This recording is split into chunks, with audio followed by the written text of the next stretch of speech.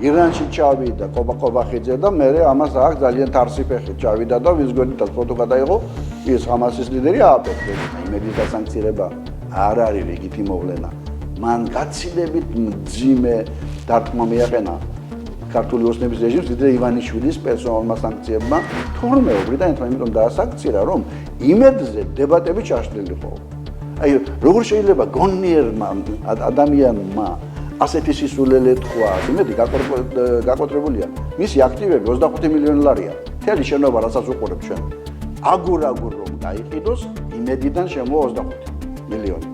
და ვალი აქვს 500 მილიონი. იმედი არის ქვეყნის გამოთაყვანების მთავარი ბერკეტი და ქართული ოცნების მართლობის ერთ-ერთი მნიშვნელოვანი ინსტრუმენტი. ისინი ამბობენ, ეს არის ამიტომ თავდასხმა თავისუფალ სიტყვაზე და თავდასხმა მედიაზე. რუსულ მედიაზე კი? იმიტომ რომ იმედი და პოსტი თავისუფალ სიტყვაზე. არა, თავისუფალი რუსეთის მედია არის დასანქცირებული ყველა. გახტიშავენ სივრციდან. ჩამოინგრევა საბანკო სისტემა, დაიკარგება ანაბრები და გაქრება ქართული ოცნება ერთ წუთში. მათ ძალიან კარგად იციან ის, რაც მათ ძალაუფლებას და ანგრევს იმ ნაბიჯზე არ წავლენ და იმედს გაწირავენ. მოგესალმებით, მე ვარ ჟურნალისტი მერაბ მეტრეველი და ეთერშია გადაცემა პოლიტქალაქი. დიდმა ბრიტანეთმა ორი ქართული ტელეკომპანია იმედი და პოსტივი დაასანქცირა. აღსანიშნავია, რომ ისინი რუსეთის წინააღმდეგ დაწესებული სანქციების პაკეტში მოხვდნენ. იმის გამო, რომ ბრიტანეთის განცხადებით ისინი უკრაინის წინააღმდეგ დეზინფორმაციას ავრცელებენ. ამ გადაწყვეტილებას საქართველოში დიდი ვნებათა ღელვა მოჰყვა. ხელისუფლების მოწინააღმდეგები კმაყოფილები არიან, ხოლო ხელისუფლება თავს ესხმის დიდ ბრიტანეთს და აცხადებს, რომ ეს არის თავისუფალი სიტყვის წინააღმდეგ გალაშქრება. რა შედეგი მოყვება ამ სანქციებს? მოახერხებენ თუ არა იმედი და პოსტივი გადარჩენას და ფინანსური ოპერაციების განხორციელებას. ამ და სხვა თემებზე ვესაუბრებით ეკონომისტ რომან გოცელიძეს.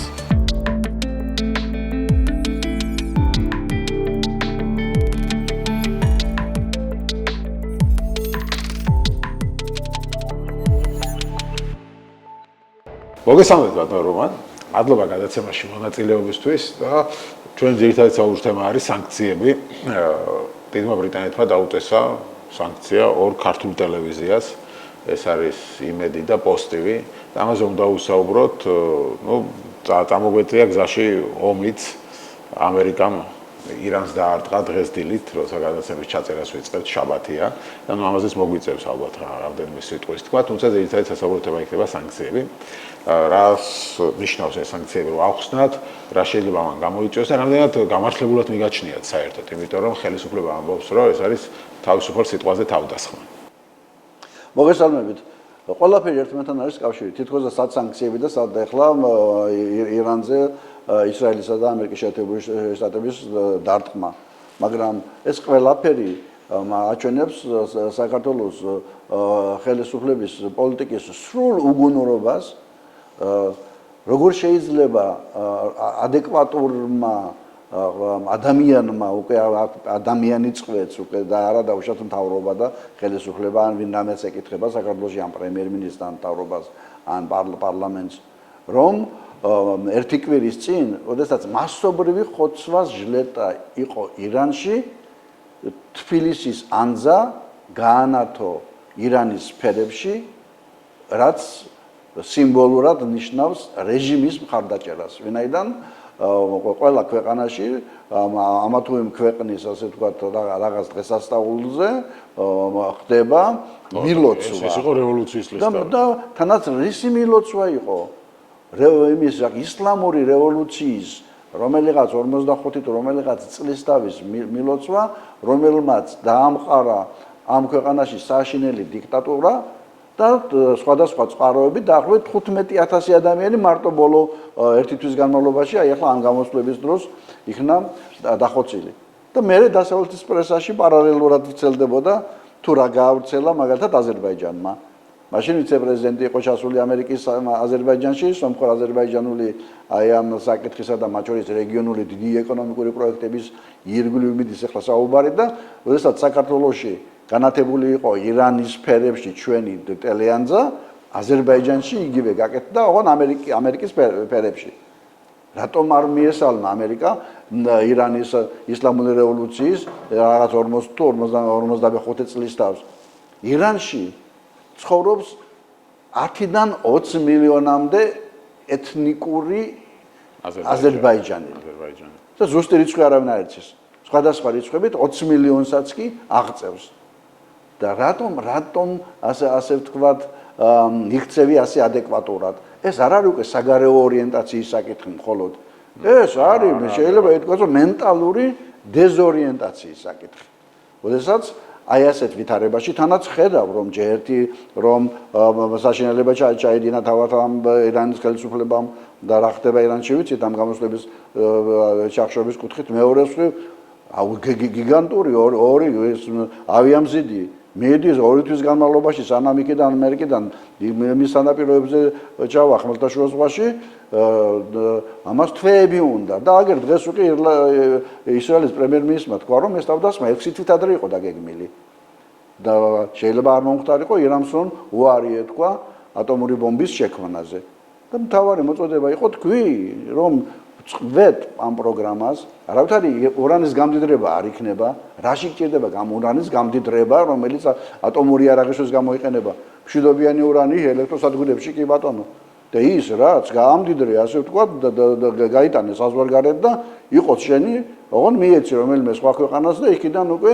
ელექტროსადგურებში გამოსაყენებელი ასე ვთქვათ ტრანსფორმირებული ურანი შემოგიბა გინდაც რუსეთს მიეცი თუნდაც ერთ-ერთი ვარიანტი ესეც განიხილებოდა მაგრამ არა ყველაფერზე ასე ვთქვათ უარი თქვა ირანმა და დღეს ახლა რა ხდება ვიცით ნუ თუ ამის პროგნოზირება ძნელი იყო ვესაც მთელი დასავლური ქართულოცნა სწორედ მაგას ამბობს რომ აი ასეთი არეულობა რო არის რეგიონში იქ რუსეთი უკრაინის ომი აქ აგერ ისრაელი ირანი ამერიკა ირანი და ასე შემდეგ სწორედ ამიტომ არის ჩვენი პოლიტიკა ბრძნული რომ გადავრჩეთ ამ ვის მხარეზე ხარ ხარ არავის მხარეს არ უნდა იყო რომ გადარჩე ხო მაგრამ ხარ ირანის მხარეზე ხარ ირანში ჩავიდა ყობახიძე და მე ამას აქ ძალიან თარსიფეხით ჩავიდა და ვის გვერდითაც ფოტო გადაიღო ის ხამასის ლიდერი ააფეთქეს და იმ დარბაზში რომელიც სიკვდილი ამერიკას გაიძახოდა სადაც პანაშვიძე ჩავიდა ყობახიძე იმის შემდეგ უკვე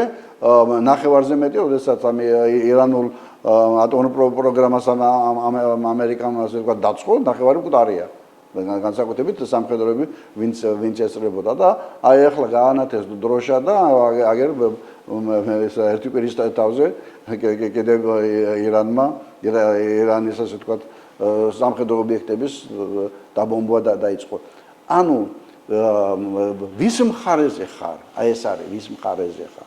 როდესაც არ აყავს არც ერთი ცივილიზებული სამყაროდან მეგობარი. ოღონდ ვინმეს შეხვდი ხო კომიკური ვითარებამდეა დასული რომ სადღაც რომელიღაც კონფერენციაზე ტრამპმა გაუღიმა ყაველაშვილს და თორემ მე ვიღაცამ ტრამპმა ხელი აუწია ხო ყაველაშვილს კი არ აუწია ვინ იცის ყაველაშვილი არის ყაველაშვილის უკან მდგომს აუწია ხელი აგერო ჯეიდევენსი ელაპარაკა ოლიმპიადაზე და 2 წამით ხელი ვიღაცამ ჩამოართვა სადღაც ფეხზე მდგომი იმაში ალაფურშეთზე და ამ დონის ასე ვთქვათ იზოლაციაში საქართველოში ჩამოყავთ ოფიციალურად გაფორმებული დიქტატორული სახელმწიფოს პარლამენტის თავმჯდომარე თურქმენეთის.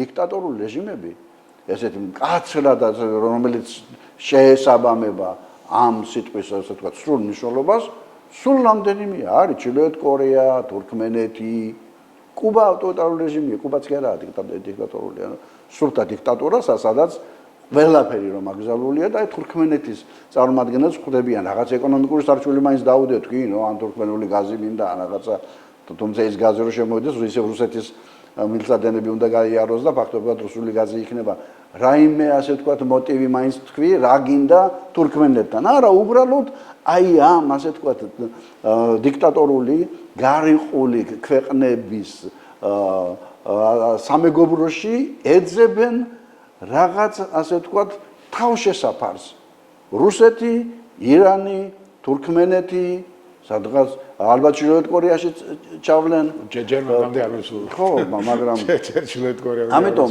ძალიან სახიფათოა თავად უკვე ივანიშვილის ქმედებების ლოგიკა. ვინაიდან ეს ნაბიჯი ხომ აზიანებს არა მარტო ქვეყანას, მაგრამ ქვეყანა არ ადარდებთ ახლა, მათ ადარდებთ საკუთარი მდგომარეობა, ძალაუფლების შენარჩუნება და ფული. იმიტომ რომ ყველან მათ ნაბიჯში იკითხება ფული. და ასეთ ვითარებაში თუ ელემენტარული პრაგმატიზმი არა გაქვს, თუ მრჩევლები არა ყავს, ვინ გირჩევს ისეთ სულელური ნაბიჯების გადადგმას, რომელსაც ხელისუფლება ახლა ჩადის, მაგალითად რაღაცა ფასების კონტროლის სუქსით. და ოცნება არის მათი, რომ 3 თეთრით კვერცხის ფასი შეამცირონ. 3 თეთრით კვერცხის ფასს მთავრობა ვერ შეამცირებს. 100 ქარხნის ლოზუნგით მოსული მთავრობა დღეს ოცნებობს, რომ როგორმე ერთი წარმატებული რაიმე მაგალითი აჩვენოს და უნდა რომ კვერცხის ფასი 3 ლარი თუ არის დაუშვათ 20 წალი ჩამოვიდეს 10 წალი ჩამოვიდეს დაუშვათ 2 და 70-მდე არ მოხდება 10 კვერცხი 6 ლარი ღირსად ხო და 5 ნახევარი საუკეთესო შემთხვევაში ხოდა რომ 3 ლარი დიდი ხანი არა პირობითად არ მოხდება ეს ვინაიდან უამრავ რამეზეა დამოკიდებული პირველ რიგში მთავრობის შეცდომებზე და ეროვნული ბანკის შეცდომებზე ფულის მასა თუ იზრდება მოთხოვნა იზრდება და მიწოდება თუ ადეკვატური არ არის და მიწოდება საფათ ვერ იქნება ვერ აშენდება ქვეყანაში ისა ქვია მეფრინველობის ფერმები იმის გამო რომ მას ბევრი რამე ჭირდება და მით უმეტეს მომგებიანი უნდა იყოს და თუ შუქი გაუძვირდა წყარი გაუძვირდა თუ ქვეყანა დაიცალა სამუშაო ძალისგან და ორმაგად ასე ვთქვათ მეტი ფულის გადახდა მოგიწია მუშებისათვის და გარდა ამისა თუ გადასახადები იზრდება თუ იმპორტი იზრდება და თუ იმპორტი იზრდება ლარი უნდა გამყარდეს და ახლა ლარს არ ამყარებენ მიუხედავად იმისა რომ არის ტენდენცია რადგან 3.6 მილიარდი დოლარი შემოვიდა მარტო ჩვენი ემიგრანტებიდან საოცრებაა პანდემიამდე 1.8 მილიარდი იყო უცხოეთიდან გადმორიცხვები. გაორმაგდა მილიონი გავიდა და უკან დაბრუნდა 20-30 წელი წასული ახალგაზრდები, რომლებიც პენსიონერების სტატუსით დაბრუნდნენ უკვე ქვეყანაში და კახეთის ტოლფასი მოსახლეობა დაიცალა ქართული ოსნების მმართველობის პერიოდში. 315,000 კახეთში 305,000 მოსახლეობა და თანაც პირველ ადგილზე ამერიკა გავიდა. ეს იმას ნიშნავს, რომ მართლა მექსიკის საზღვრიდან 10,000-ობით ადამიანის შესულა, ვინაიდან ფულის გადმორიცხვის გეოგრაფია გვაჩვენებს თუ სად არიან დასაქმებულები დღეს და აბსოლუტური უმრავლესობა 99% არალეგალურად და ამერიკა უკვე გავიდა პირველ ადგილზე. ძალიან გადაასწორებს. ამ ფონზე გვაქვს ჩვენს ხელშეუხლოს დაძაბული ურთიერთობა, კარგი ურთიერთობა აქვს ირანთან, როგორც თქვით, მაგრამ დაძაბული ურთიერთობა აქვს ევროკავშირთან. და აგინებს ყოველ დღე და ლანძღავენ. ეხა ბრიტანეთის დაემატა ამ სიას. ამერიკას ჯერჯერობით რაღაცებს უთვლიან, რომ გონზე მოეგოს და Deep State-ი დროზე დაამარცხოს ტრამპმა, გუშინ თქვა ირაკლი კობახიძემ, რომ Deep State-ი დაამარცხა ტრამპმა თუ არა, იმით გამოჩნდებაო, როგორ ჩვენთან აღადგენენ თუ არა ურთიერთობასო. მაგრამ ნუ აქამდე არ ერჩოდნენ ბრიტანეთს. და მას მერე რაც ეს სანქციები დაგვიწესა, უკვე ბრიტანეთზეც წავიდა შეტევა და ამის არის დაშლას უწინასწორებენ დიდ ბრიტანეთს. რას დავფიქრობთ ამ სანქციებზე, ისე ამ კითხვას რომ დაუბრუნდეთ. ყველა განცხადება ხომ როგორ უნდა შეაფასო პოლიტიკად სულელური განცხადებაა.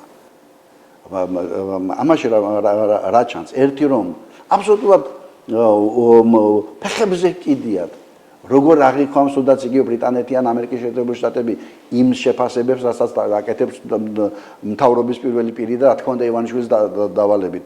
აი, გუშინდელი განცხადება, რომ აბა ტრამპმა გვაჩვენოს ახლა თუ ის Deep State-ი თუ რაღაცა და კაციშვილმა ერჩის Deep State-ი რა არის, არავინ არ იცის რაღაცას გამოიგონეს რაღაც ტერმინი და არც გვარი აქვს, არც სახელი. თქვი Deep State-ი რა არის? ვიღაცა გვარი თქვი, ან ორგანიზაცია თქვი, ან ვინ არის, ან ცენტრალური სადაზვერვო სამმართველოა, ან ვიღაც ვინ არის, ან ეპშტეინის კუნძულზე თავს რო იყრიან ის ხალხი, ვინ არის ეს და აიო, თითი დაუქნიეს. ჩვენი შეფასების კრიტერიუმი იქნებაო ტრამპმა მოუგო თუ არა Deep State-ო თუ როგორი დამოკიდებულება იქნება ჩვენთანო.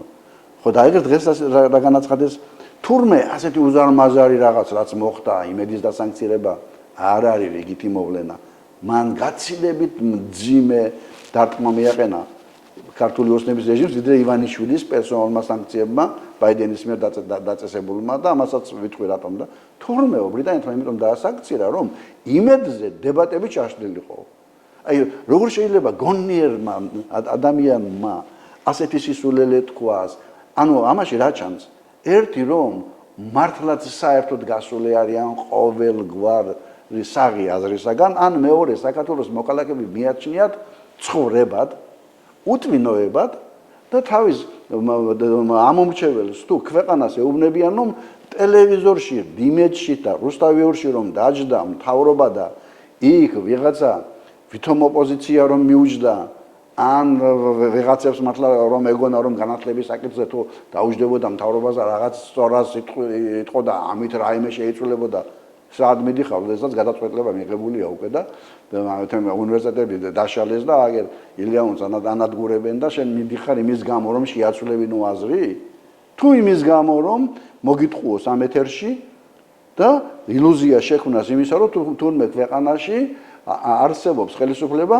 რომელსაც ელაპარაკებიან ტოლს სწორად ასე ვთქვათ აღიარებენ და ხელისუფლება რომელიც ვიღაცას შკუას ეკითხება და თურმე ამის ჩასაშლელად გააკეთა ბრიტანეთმა ეს მართლაც ჯერათ არც ივანიშვილს შეიძლება მართლაც ჯერა და ის ეუბნება რომ აი ასე თქვი მიწერს SMS და ესენი იმეორებენ თორემ კი ესენი არიან საშუალოსნები ოროსნების თავრობაში ვინ არიან და პარლამენტში რა ხალხია ვხედავთ ახლა შემთხვევით მოხდილი ადამიანები სადღაც ფული იშოვეს ყოველი მეორე დეპუტატი მილიონერია მაგრამ იმდენად ასე ვთქვათ უგუნური როგორ შეიძლება იყოს ადამიანი რომელმაც შეიძლება ეს თქვას მაგრამ ვინც მათ მართავს რომელიც იზოლირებულია სადასვაში სასახლეშია საცხოვრობს კაც მარიცის ნახევარწელი არ გამოჩენილა და იმედთან დაკავშირებით პირველად გამოჩნდა როდესაც განგაშის ზარი ატყდება ამის შეფასების თავარი კრიტერიუმია გამოდის თუ არა ივანიშვილი ბუნკერიდან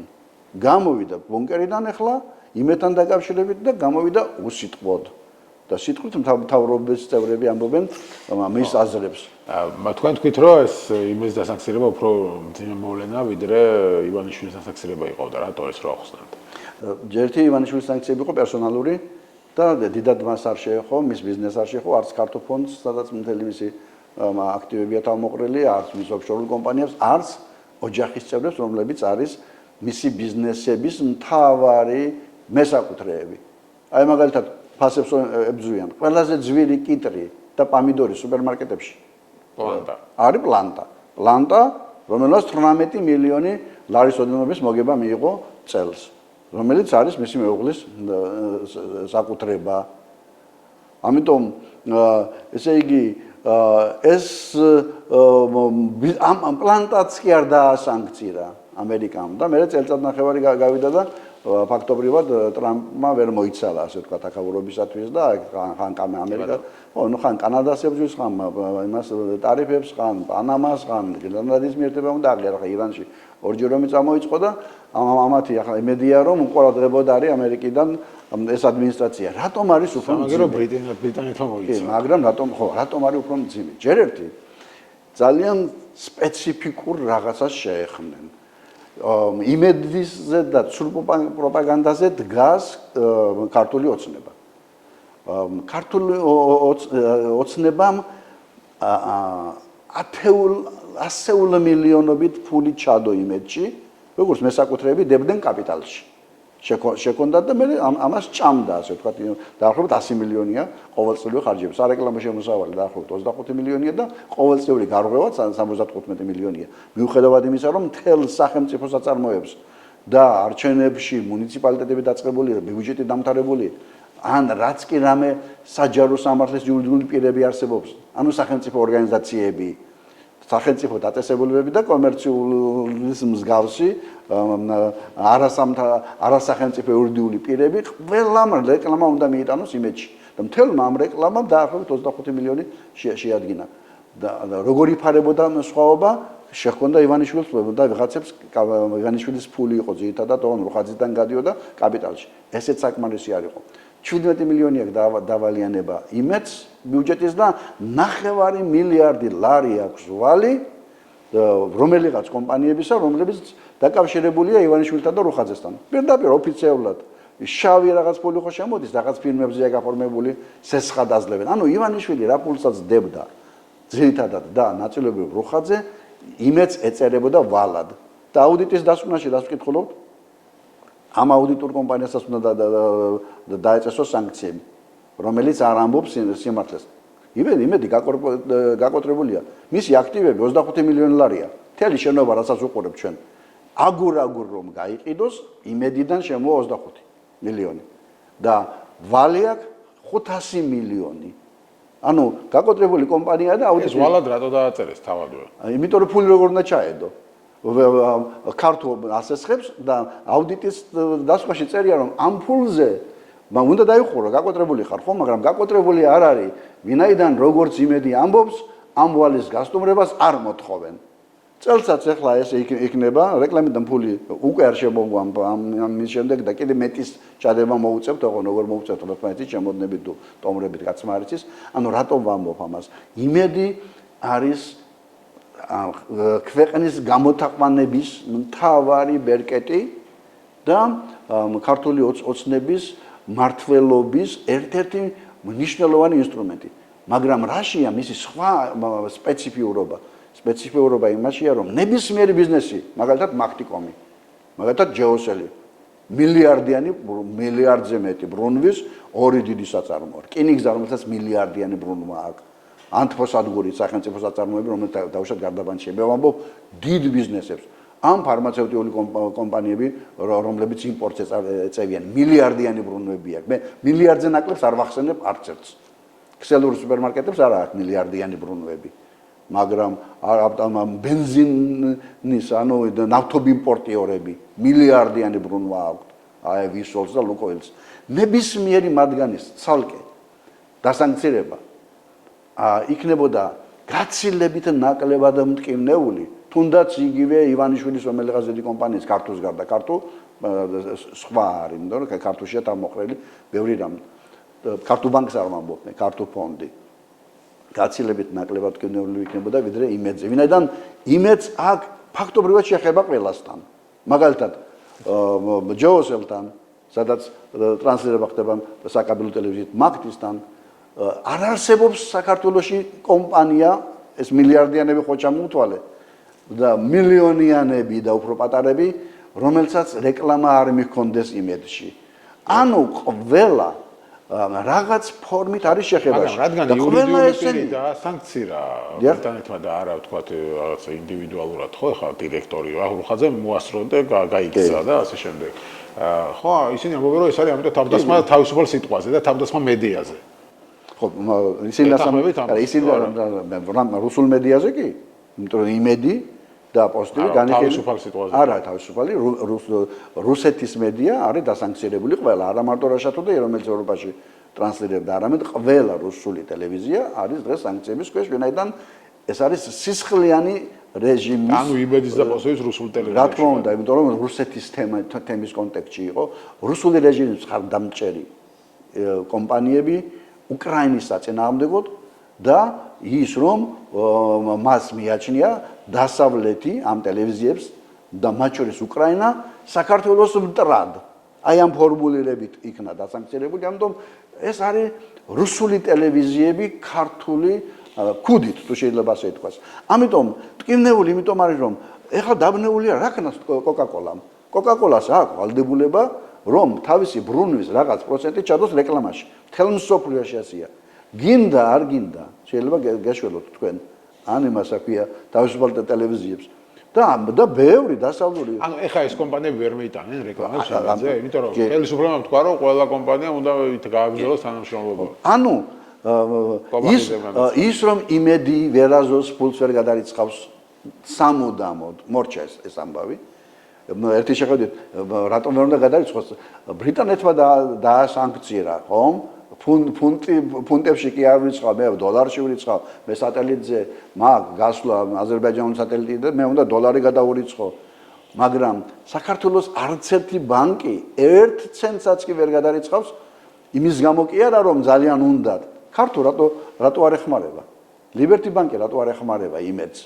იმიტომ არ ეხმარება რომ სანქცია ეროვნულმა ბანკმა და მთავრობამ კი არ დაადო. რომ ამბობენ ჩვენი კონსტიტუციით იმუშავეთო ბანკებმა, ბანკები ჩვენი კონსტიტუციით მუშაობენ. ოღონდ იმედი ბრიტანული კონსტიტუციით დასანქცირდა.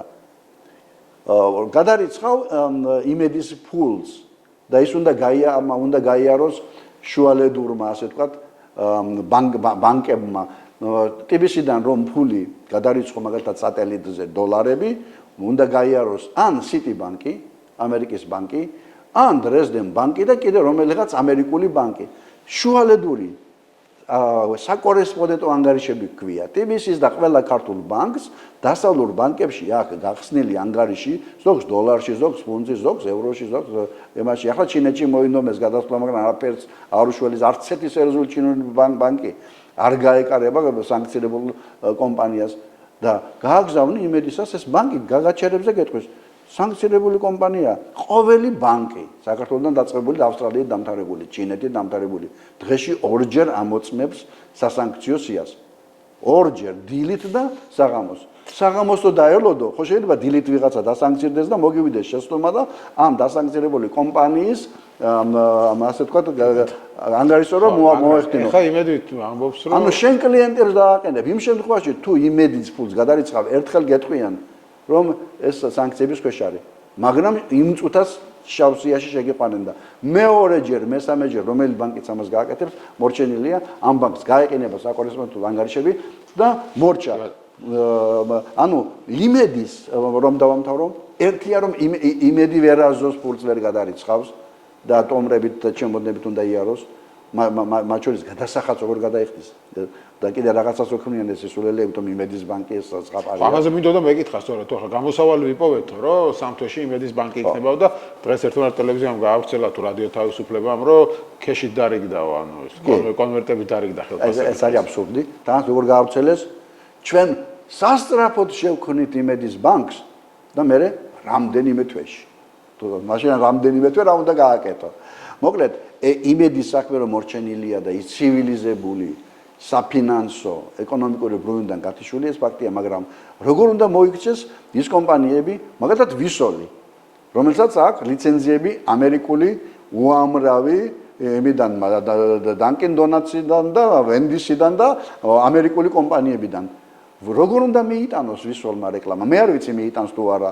შეიძლება რაღაცა სტრუქტურა შექმნან, სხვა სტრუქტურა და ფული იქ ჩარიცხონ და იმ სტრუქტურამ რაღაცა ირიბადი რეკლამა გაუშვას, მაგრამ მე ვერ წარმომიდგენი, ანუ რატომ არის ეს მტკივნეული და რატომ არიან ესე გაგიჟებულები და განსაკუთრებული პანიკა რატომ არის ატეხილი? თუმცა მათივე კომპანიები, ვისოლი იქნება, ლუკოილი იქნება, თუ აი ეს მსხვილი ნავთობი იმპორტიორები, რომლებიც არიან, იგივე ფარმაცევტული და სამედიცინო კომპანიები, ქსელური სუპერმარკეტები, სიგარეტის ბიზნესი, თუმცა სიგარეტის რეკლამა აკრძალულია, ამ კომპანიებმა რა უნდა ქნან? იმედში დაგაძალებენ რეკლამის ამიტანას, ხვალ მაშინ ლიცენზიები გაგეუქმდება და ფაქტობრივად უკვე ვისოლი ვერ გადარიცხავს ფულს. აგერ მაგთიმ გუშინ განცხადება გააკეთა, რომ ჩვენო არ შევწყვეტ იმას რა ქვია, იმედის ტრანსლირებას, ვინაიდან შიდა კანონით ასეაო კი არ ეხება ეს. ეს არ არის ბანკი. ბანკი მომენტალურად გაჩერდა, ვიცით. მაგრამ სავის ბანკს რატო ვერ შექმნია? საქართველოში. ახლა მე მიიღეს 2 წლის წინ კანონი პარლამენტში წინააღმდეგი ვიყავი. ბანკი რო შექმნა 50 მილიონი დოლარი იყო საჭირო და უნივერსალური ბანკია საერთაშორისო ანგარიშწორებას, რომელსაც აწარმოებს. საერთაშორისო რა თქინდა ბანკი თუ ფულს ვერ გადარიცხავ ვერსად. აზრი არა აქვს, ხომ? თუ ეს იმედთან დაკავშირებული იქნება, მაგრამ ისინი თეორიულად აპირებენ შექმნან ლარის ბანკი. 10 მილიონი ლარი საწესებო კაპიტალი შეიძლება შეიტანონ და მიკრობანკის სტატუსით რაღაცა ბანკის შექმნა შეიძლება. რა ამოცანა ექნება? საერთაშორისო ანგარიშწორებას ვერ გააკეთებ, იმიტომ რომ დოლარის ანგარიშწორება ამას არ ექნება. ბანკი იმიტომ უნდა შექმნა, რომ ანაბრები მოიზიდო თქვენგან, ჩემგან და მე სესხე გაცე და მოგება მიიღო და ეს თუ იქნება მხოლოდ იმედის ანგარიშწორების კანტორა, ანუ შემნახველი სალაროები რო იყო, ის ეს არ გაცემდა. შემნახველი სალაროს ერთადერთი მიზანი იყო პოსტასავით ფული გადაგერიცხა სადღაც და ანაბარი შეგეტანა და მეტი არაფერი და კომუნალური გადაგიხადა და ამ ბანკის მეშვეობით გადაიხდის კომუნალურ გადასახადს წყლის ფულს ვერ დაფარავს იმედი. აი ახლა ამ წუთას და 3 თვის შემდეგ რაღაცას რომ შექმნიან, თანაც ეს ბანკი უნდა ჯერდით ძალიან სასაცილოა იმედის ბანკი. იმედი კი არა, აი შექსპირის პერიფრაზი რო ვთქვა, ბრიტანელი, ასე ვთქვა, მწერლის, რადგან ბრიტანეთმა და სამცირა, ესე იგივე, უიმედობაო, TV იმედი უნდა გერქვას შენ. რისი იმედის ბანკი, უიმედობის ბანკია ეს და თუ ამას მთავრობა და ეროვნული ბანკი მხარს დაუჭერს ლიცენზიას, ეროვნული ბანკი თუ გასცემს სანქციების გვერდის ასავლად ბანკის შესაქმნელად, გაგთიშავენ SWIFT-დან. ჩამოინგრევა საბანკო სისტემა, იმას როგორ დაიკარგება ანაბრები და გაქრება ქართული ოცნება ერთ წუთში. არ გააკეთებენ ამას. ეს ყველაფერი არის ცხელ გულზე. ნათია თურნავას განცხადებას როგორ შეეხება? ეროვნული ბანკის პრეზიდენტის საქციელს ზოგადად როგორ შეეხება? ეროვნული ბანკის პრეზიდენტს უთხრეს, რომ რაღაცა თქვი დაამშვიდე ხალხი და თქვა, რომ იმოქმედეთ კონსტიტუციის შესაბამისად. კი ბატონო, ჩვენი კონსტიტუციის შესაბამისად მოქმედებს ბანკი და ყველა სტრუქტურა ოღონდ დასანქცირებული ვარ ბრიტანული კანონებით და მორჩა. რა უნდა უთხრას ნათია თურნავამ TBC ბანკს, რომელიც არის ბრიტანული იურისდიქციის. TBC ბანკი და საქართველოს ბანკი დაფუძნებული არის ჰოლდინგი, სათაო აქციონერები, ასე ვთქვათ, არიან ბრიტანეთში დარეგისტრირებული და აქაური ჩვენი ბანკები არის შვილობილი კომპანიები. უხეშად რო ვთქვათ. ისინი იმიტომ კი იმათი მომენტალურად იმავე წამს, როგორც გაიგეს, ხომ შეუჩერეს ანგარიშები და მორჩა. იმიტომ კი არა რომ ლონდონის ბირჟაზე ვაჭრობენ, თუმცა ესეც ერთ-ერთი მნიშვნელოვანია, ვინაიდან ამ ბანკების აქციების ფლობელი არიან ძირითადად 80%-ზე მეტი უცხოელები. ვაჭრობაში კი არა საქმე. სანქცია ეხება ყველა ბრიტანელ პირს, იურიდიულს თუ ფიზიკურ პირს. და ბრიტანელები ვალდებული არიან უმკაცრესად დაიცვან სანქციის მოთხოვნები, თორემ დაისჯებიან და TBC და საქართველოს ბანკი არის ბრიტანეთში დარეგისტრირებული ორგანიზაციები. ეხლა ქართულ რატო არ ეხმარება? რომელიც საქართველოს დარეგისტრირებულია. ლიბერტი რატო არ ეხმარება? როხაძის ბანკი. აგერ გუშინდელი იმედის განცხადებაში რა იყო? მიუხედავად ამისა, რომ ჩვენ მეგობარი ბანკები გვეუბნებიან რისკის ფასად, რომ თქვენთან არ შევწყვეტ ურთიერთობას, ანუ გადარიცხვა არა დამოკიდებული ამაზე, ხო? ლარში ანგარიშორებას არ შევწყვეტ, ჩვენ ვიცით თუ რა ბოროტები არიან, სადღაც დიპსტეიტი და ვიღაცები და არ გვინდა ესენი ჩავაყენოთ უხერხულ მდგომარეობაში, ამიტომ უარს ვეუბნებით და ჩვენს ბანკს ქმნით. ანუ უარს ეუბნება ქართულს მიერ გამოცდილ ხელზე. იმავე დღეს ქართულ დაიხურება ივანიშვილის ყნოსვა გაათმაგებულია, როცა საქმე ეხება ფულს. ხოლო ნათია თურნავას ეთყობა კორონას დროს ყნოსვა დაეკარგა და გზნობის ორგანოები დაეკარგა და მისი ყნოსვაც და მზერაც და ასე ვთქვათ სმენაც ვერ ხვდებას ვერ ვიტყვი, ყველაფერს ხვდება. ნათია თურნავა არ არის უჩქუო გოგო. და ჩემი სტუდენტი იყო და ძალიან კარგად სწავლობდა. არის უჩქუო, არ არის ის. მაგრამ რასაც ჩასახებენ ის უნდა თქვას. ამიტომ მისი გამოდის უპრინციპოა. არა, უბრალოდ ეროვნული ბანკი არის მარიონეტი, ქართუს ფილიალი. ხო და სხვა წინა პრეზიდენტის დროს არ იყო მარიონეტი, მაგაშია ეს ახლა. წინა პრეზიდენტის დროს რუსეთის ომი არ იყო უკრაინაში და წინა პრეზიდენტის დროს ქართული ოცნება იყო ბოროტი ხელისუფლება. წინა ეროვნული ბანკის პრეზიდენტი მანამდე იყო უნიათო, დღეს არის მოღალატე ხელისუფლება. სხვანაირი ტრანსფორმაცია განიცადა და ამიტომ ეროვნული ბანკი თუ ნებისმიერი ხელისუფლების დროს იქნებოდა ივანიშვილის მარიონეტი და ვინც ამას არ იკადრებდა და თავის არ ისინი ვინც დანიშნა, ოღონდ წავიდა. 3 ვიცე-პრეზიდენტი გადადგა. აღაშია საქმე, ისინი გადადგა, ნათია თურნავა არ გადადგა, ესე იგი კადრულობს ამას. იმ ადამიანებს უღირთ რომ ამოდენა, ასე ვთქვათ, თანაც პროფესიონალები, მაღალი ხელფასი და 15-18,000, მაგრამ მათ უღირთ ამ სამსახურის მიტოვება ოჯახის, ქვეყნის წინაშე ვალდებულებების, რეპუტაციის და ბოლოს რისკების, იმიტომ რომ დღეს მთელი ხელისუფლება სერიოზული რისკის ქვეშ არის. ამიტომ ეს არ არის იმედის პრობლემა. ეს პრობლემა ერთის ეს არის მთელი ოცნების ბიზნესის პრობლემა. პოლიტიკურად იმედმა მეორე სუნთქვა გახსნათ სანქციების. ძალიან უმძიმდა ევროკავშირს. ვინაიდან 27 ქვეყანა უნდა მიიღოს მიუხედავად უამრავი რეზოლუციისა ევროპარლამენტის. ამერიკა ვიცით რომ წერნახევარი გაიჭედა სხვა პრობლემებით და კიდევ აქვს რაღაც იმედი რომ იქნებ ტრამპმა კიდევ ერთხელ გაგვიყიმოს, სახელი აგვიწიოს, არ მოხდება ეს გამორიცხულია და ბრიტანეთი რომელიც ყველაზე მარტივი, ასე ვთქვათ, აი სად გამოგვადგა ბრექსიტი. ბრიტანეთი რო ყოფილიყო ევროკავშირის წევრი, ეს არ მოხდებოდა. მოკლედ, ბრიტანეთის სანქციები აუცილებლად უბიძგებს ევროკავშირს. აუცილებლად. ბრიტანეთის სანქციები სხვანაირად დააჩვენებს ამერიკის ადმინისტრაციას საქართველოში არსებულ მოვლენებს. ბრიტანეთის ამ დასანქცირებამ კატალიზატორის როლი შეიძლება ითამაშოს შემდგომ ნაბიჯებში. და კიდე ძალიან მნიშვნელოვანი საკითხია, სანქციებია, ამით არ ამოიწურება. რუსებმა შექმნეს ყულებში ქარხანა ქართველებთან ერთად, რომელშიც ფული არ ქონდათ და ფული ჩადო ივანიშვილთან დაკავშირებულმა ბიზნესმა ქართულ ბანკმა, ანუ სამი ბანკის კრედიტი, ამას ქვია სამი ერთად, როცა არის კოლექტიური კრედიტი. ანუ საბანკო ენით ქვია სინდიცირებული კრედიტი. ჩინურმა ბანკმა, ბაზის ბანკმა, ყაზახურმა ბანკმა და ქართულ ბანკმა 45 მილიონი ჩადო, მთავრობამ 8 მილიონი დაუმატა თავისი ასე ვთქვათ ბიუჯეტიდან და დაიწყეს მშენებლობა. ქარხანა არ არსებობს ჯერ და ამ არ არსებულმა ქარხანამ შემოიტანა გემით რუსული ნავთობი და იმედი და გემი ერთდროულად დაასანქცირეს. იმ 300-მდე ფიზიკურ და იურიდიულ პირი, რომელიც არის დასანქცირებული ამ 4 დღის წინ, 2 საქართველოსთან არის დაკავშირებული, 2 არა 3 პოზიტივი, იმედი, რუსული გემი. ხელისუფლება ამბობს, რომ ვისაც ეს გიხარიათო, ყველანი ხართ მოღალატეებიო და ქვეყნის მტერებიო, რადგან გარე ძალებს უჭერთ ხარს და არა საკუთარ ქვეყანას. ამიტომ რა თქმა უნდა,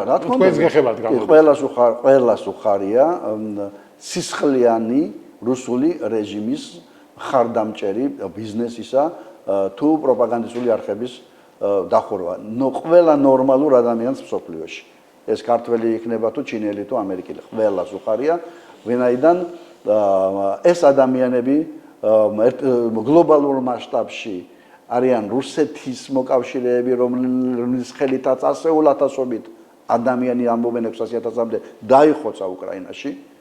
ბავშვები, ქალები, მოხუცები, ჯარისკაცები და აი ამ ომის მანქანის ფინანსური და იდეოლოგიური მხარდამჭერები არიან და მათი დასჯა ყველას გაუხარდება, მაგრამ მეორეს მხრივ ისე ვამბობ, ევროკავშირი იხილავს ყულების პორტის დასანქცირების საკითხს. მაშინ იკითხავ, კი მაგრამ ეს რუსული ქარხანა რომ შენდება, რა შუაშია ყულების პორტი? იმ შუაშია რომ ყულების პორტში შემოდის რუსული ნავთობი თუ კაცმა არ იცის ის ნელი ნავთობია თუ მზა პროდუქცია, არ არსებულმა ქარხანამ 3 თვეში 120 მილიონი დოლარის მზა ნავთობპროდუქტი გაიტანა. ანუ ქარხანა არ არის, ნაწარმი გავიდა. 56 მილიონი ახლა იანვარში და 60 მილიონი ნოემბერ-დეკემბერში. ანუ, როდესაც შენ 120 მილიონის პროდუქცია გაგაკ, ეს ძალიან ყვირის. იმიტომ რომ შენ ქარხანა არა გაგდა, მზანაწარმი გაგაკ, ესე იგი გამოდის რომ შემოგაქვს რუსეთიდან მზანაწარმი, ან აქ აზერბაიჯანული, ასე ვთქვათ, სახელმწიფო კომპანიაა ჩართული. და კიდევ ერთხელ ვიმეორებ, ხმა მოიღოს სოკარმა. ეს პორტი ეკუთვნის სოკარს. სოკარი არის აზერბაიჯანის სახელმწიფო კომპანია, ხმა მოიღოს აზერბაიჯანის მთავრობამ. ასანქცირებენ საქართველოში პორტს, რომელიც ეკუთვნის აზერბაიჯანს. ქვეყანას უდიდესი რეპუტაციული ზიანი ადგება. 2,5 მილიონი ტონა მარტო რკინიგზაზით ხდება აზერბაიჯანული მზა პროდუქტის გადატანა. ნედლი ნავთობი ბაქო-თბილისი ჯეიხანით მიდის მილსადენით. და როდესაც ასეთი საკითხი არ არის მოხსნილი და ევროკავშირში კი უნგრეთი ვეტოს ადებს, მაგრამ საქართველოს უკვე ფიგურირებს, აქ არ არის მხოლოდ უკვე ბრიტანული სანქციები. აქ ბრიტანეთის მიერ დასანქცირებული გემი ევროკავშირის სასანქციო საკითხებში ფიგურირებს. ასე რომ შევაჯამოთ ამ სანქციების თემა საერთაშორისო იზოლაციაში, იმ დონის იზოლაციაში ვარდება ქვეყანა, რომ ყოველი დღე ამ ხელისუფლების არსებობისა არის რისკის, მათ შორის თუნდაც იგივე თუ მართლაც ძალიან ვიღაცას დაარტყა და უგუნური გადაწყვეტილება მიაღებინა, მთელი ანაბრები ჩამოიშლება. თუმცა ისე ვამბობ, მათ ძალიან კარგად იციან ის, რა მათ ძალაუფლებას და ანგრევს იმ ნაბიჯზე არ წავლენ და იმედს გაწირავენ და ტომრებით და ჩემოდნებით მოუწევს იმედს, არა მარტო ხელფასების დარიგება, არამედ გაზის, წყლის და შუქის ფულის გადახდა, რეკლამას სამუდამოდ დაავიწყდებათ. იმედს უფრო გაწირავენ, ვიდრე იმ ბიზნესებს, რომელზედაც ჯერჯერობით დგას ამ ხელისუფლების, ასე ვთქვათ, ძალაუფლება. მადლობა დიდი გადაცემაში სტუმრობისთვის. მადლობა თქვენ.